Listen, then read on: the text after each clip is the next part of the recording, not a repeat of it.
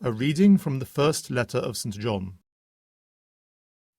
This is the message, as you heard it from the beginning, that we are to love one another, not to be like Cain, who belonged to the evil one and cut his brother's throat.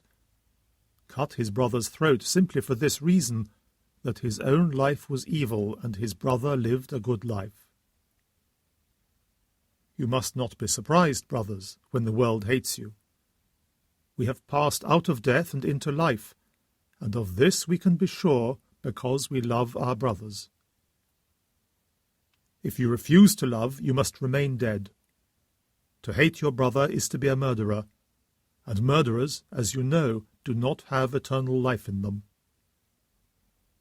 This has taught us love, that he gave up his life for us, and we too ought to give up our lives for our brothers. If a man who was rich enough in this world's goods saw that one of his brothers was in need, but closed his heart to him, how could the love of God be living in him?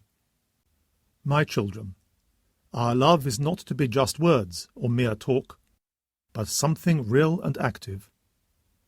Only by this can we be certain that we are children of the truth, and be able to quieten our conscience in his presence, whatever accusations it may raise against us, because God is greater than our conscience, and he knows everything. My dear people, if we cannot be condemned by our own conscience, we need not be afraid in God's presence. The Word of the Lord. A reading from the Holy Gospel according to John. After Jesus had decided to leave for Galilee, he met Philip and said, "Follow me." Philip came from the same town, Bethsaida, as Andrew and Peter. Philip found Nathanael and said to him, "We have found the one Moses wrote about in the law, the one about whom the prophets wrote. He is Jesus, son of Joseph, from Nazareth." "From Nazareth?" said Nathanael. "Can anything good come from that place?" "Come and see," replied Philip. When Jesus saw Nathanael coming, he said of him, "There is an Israelite who deserves the name, incapable of deceit." "How do you know me?" said Nathanael. "Before Philip came to call you," said Jesus, "I saw you under the fig tree." Nathanael answered, "Rabbi, you are the Son of God, you are the King of Israel."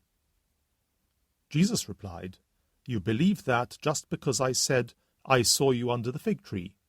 You will see greater things than that." And then he added, "I tell you most solemnly, you will see heaven laid open, and above the Son of Man, the angels of God ascending and descending." The Gospel of the Lord.